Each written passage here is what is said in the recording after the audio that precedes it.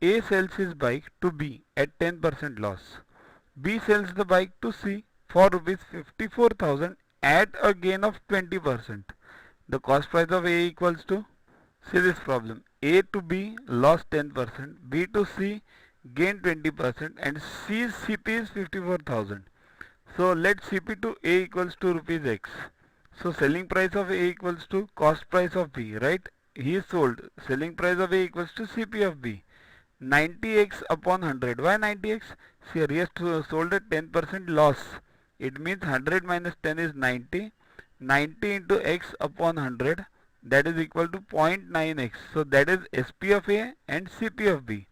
Now SP of B is what? B has sold to C at 20% gain. So 20% gain on what? This cost price.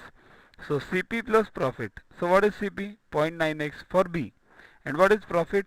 20%, 20 upon 100 into this CP, 0.9x, right? So let's solve 0.9x over here. This becomes 9 to the 18, 0.18, and these zeros go. So 0.18x. So what is the final answer? 0.9 plus 0.18, this becomes 1.08. But what is SP of B? SP of B means at what B has sold to C, that is 54,000. So 1.08 into x, see this is what we have got, equals to 54,000. So x is what? 54,000 divided by 1.08. Just solve this and you will get the answer as 50,000. Now how to solve this? Very important part is this 0.9x upon 0.9x. How did you get this? Here lost 10%.